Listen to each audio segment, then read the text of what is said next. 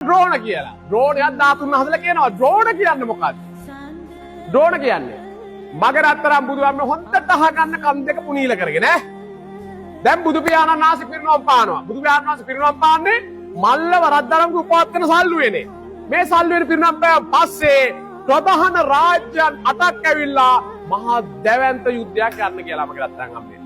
බුදු පියාණන් වහන්සේගේ සිරුර සම්පූර්ණ මිල්ලනවා. එයාලා ඇවිල්ලා. මුල්ලන් නුවරින් වේවා මගදෙන් වේවා රජගහ නුවරින් ඒ කියන්නේ මේ මගධ රාජ්‍ය වේවා එතකොට තවත් කොසල් රාජ්‍ය වේවා මේ කට්ටිය දැන් කුද්දුම සටනක් යන්න හදන්නේ ආයි යන ලොකුම සටන ගියා නම් මේ ලෝකේ දීපු ලොකුම සටන දැන් මල්ලව රද්දරුව කියන අපේ උපවාසන සල්ලුවෙන් පිරිනම් පෑනේ නිසා අපි දෙන්නේ නැහැ ඔහොම යනකොට ඔතන හිටිය මගේ රත්තරන් අම්මේ ද්‍රෝණ කියලා බමුණෙක් ද්‍රෝණ බමුණ කියලා කියන්නේ මේ රාජ්‍ය නටේම රජුරවන්ට අධ්‍යාපනයේ දීපු ගුරුවරයා. අපි කාරණාද ගුරුවරුන්ට සලකනවානේ. අන්න ද්‍රෝණ ගර්ජනාවක් කරා. ද්‍රෝණ බමුණ කියලා ගර්ජනාවක් කරා. මොකද්ද ගර්ජනාව? එක එක්කත් රණ්ඩු වෙන්න හැම නෑ මෙතන. උඹලා 8 දෙනාටම කියන්නේ මම.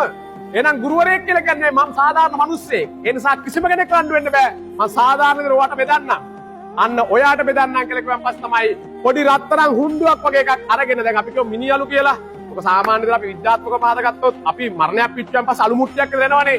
එහෙනම් මේක හුණ්ඩුවටක් විතර යන්නේ බෑ. අන්න මගේ රත්තරන් අම්මේ 8කට බෙදුවා කප් එකෙන්. 8කට බෙදුවා. 8කට බෙදුවෙන් පස්සේ රාජ්‍යයන් ලස්සන බෙදුවා. ඔතන පොඩි හොරකමක් වුණා හැබැයි. මොකද හොරකම? දන්ත ධාතුන් නාසල 4 9 3 නමක්. ගහගත්තා එකක් ජටාවේ එකක් ඉනේ එකක් කකුලෙන් පාගත්ත නෙමෙයි කකුල ගාවින් තියලා හංගගත්තලු. හරිද? හොරුන්ගේ තරු කම්බ හොරු වගේ ජටාවේ තිබිච්ච එක මහා බ්‍රහ්මයා ගෙනිච්චා හොරකමට නෙමෙයි තිරු සද්ධාවට. මේ ඉනේ තියෙන එක සද්දෙන් ගෙනිච්චා යටම තිබිච්ච එක නාගලෝකෙන් ගෙනිච්ච මගේ රත්තරන් අම්මේ නාගලෝකෙන් ගෙනිච්චා. හරිද? අන්තිමට ද්‍රෝණ බමුණට මුකුත් නැහැ. ද්‍රෝණ බමුණ මොකද කරේ? කප් එක ගත්තා. අර බෙදපු කප් එක. අනේ අර කරන් ගිහිල්ලා චෛත්‍යයක් හදලා වන්දනා කරා අපේ අම්මේ. හරිද? අන්නන ද්‍රෝණටෙන් දැන් සම්පූර්ණ රාජ්‍යයන්ගේ චෛත්‍යයට තියෙනකොට මගේ මහා කාශ්‍යප මහ රහතන් වහන්සේ එදා සම්පූර්ණ ආදාන කටයුතු කරේ උන්වහන්සේ.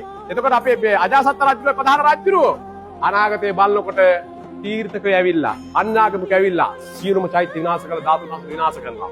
ඒ නිසා අජාසත් රජුරට කතා කරලා කිව්වා අජාසත් මහ රජුමනේ රාමග්‍රාමයේ කෝලිය නුවර තියෙන ධාතුන් වහන්සේලා ඇර ඉතුරු සියලු හතරින්ම ධාතුන් වහන්සේලා ගන්න. එතකොට මගේ දෙකක් ගන්න බෑ. අජාසත් රජුරංගෙත් ගන්න. ඒ නිසා කිව්වා ඒක හරි අසාධාරණයි. ඔබ වහන්සේ දැන් මේ රාමග්‍රාමයේ කෝලිය නුවර එක ඉතුරු කරනවා. මගේ එකක් දෙන්න ඕනේ. ඒ නිසා කරන්න බෑ. මට ගන්න බෑ. මම ගත්තොත් යුද්ධයක් එනවා. මම ගත්තොත් යුද්ධයක් කරන නිසා කැමති නම් කැමති දෙයකට කරගන්න කියලා. හරිද? පරක් වෙලා නම් මගේ රත්තරන් අම්මල යන්න. හරිද? ඊට පස්සේ මගේ රත්තරන් බුදු අම්මේ මොකක්ද කරන්නේ? මහා කාශ්‍යප මහ රහතන් වහන්සේගේ ඍතිකා විහාර බලෙන් තමයි හත් කැදීම ගන්නේ. රාමග්‍රාමයේ කෝලිය නුවර දිනේ ඉතුරු වෙනවා. ඉතුරු හතම අරගෙන ඉවරලා ගාල සංඝටකයක් හදලා ඒක හදන්නේ විශ්වකර්ම සත්‍යවුන්ගේ අනුදැනුම ඇතුව විශ්වකර්ම තමයි ගාල සංඝටක හදන්නේ. ඒකේ මැෂින් එක අරින්න පුළුවන් එකම එක්කලා මේ ලෝකෙ බිහිුනේ කවුද? කවුද? මේ මැෂින් එක පින්වන්තකමක් තිබුණ එක්කෙනාටයි. එතෙන්ට යන්න නැත්තම් ලං වෙන්නවත් බෑ. එයා තමයි ධර්මාශෝක රජුරුව.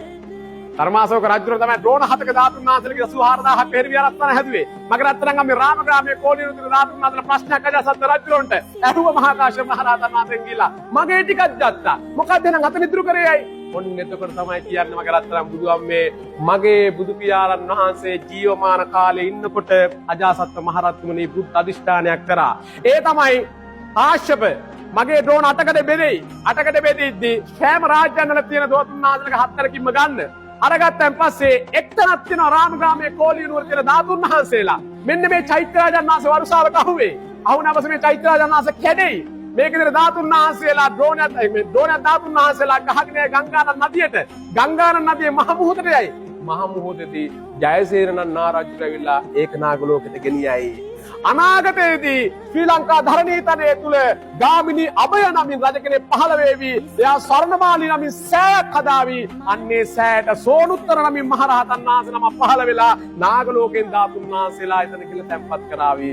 මේක බුදු පියාණන් වහන්සේ ජීවමානව ඉදිද්දී අදිෂ්ඨාන කරපු අදිෂ්ඨානයක් අපේ අම්මේ. ඒක තමයි ඔය රුවන්මැලි මහත්තයා තියෙන්නේ. පැහැදිලිද? ඊතුරු හත්තරම තිබිච්චේව තමයි 84000ක් පෙරවිහාරස්ථාන ධර්මාශෝක මහ රජුරු හදන්නේ. ධර්මාශෝක මහ රජුරු එහෙම හදන්න කරපු පින්කම් මොකක්ද දන්නවද? ඒ කියන්නේ එක්තරා කාලෙක බුදු පියාණන් වහන්සේ නම පිණ්ඩපාතේ වරිනවා. පින්ඩපාතේ වඩනකොට මගේ රත්තරන් අම්මේ චූටි පැටියේ කොම්පිට්ටු හදනවා. කොම්පිට්ටු හදනවා ඈ. දැන් ඒතර අර වැඩි හිටියෝ ඔක්කොම මේ පාත්‍රෙට දාන බෙදනවා. දැන් මේ පොඩි එක්කෙනාට දෙන්න දෙයක් නැහැ. හැබැයි මගේ මනස මාර දියුණුයි. එයා මොකද කරන්නේ? කොම්පිට්ටු ගැන අපේ කෑමනේ. දන්නවනේ. මෙයා මොකද කරන්නේ? කොම්පිට්ටුවක් අදන් ගිහිල්ලා පාත්‍රෙට දැම්ම කියන්න කොයිද? පාත්‍රෙට දැම්මා. හරිද? මගේ බුදු පියාණන් වහන්සේ සීලුම දානේ අයින් කළා. අර වැලි ටික අරන් ගිහලා සක්මන් මළුවේ ඉස්සා. අන්න ඒ නිසා තමයි 84000ක් හිරවස්ථාන ධර්මාශෝක රජු ඇතුලේ පොඩි එකා තමයි ධර්මාශෝක රජු. හරි?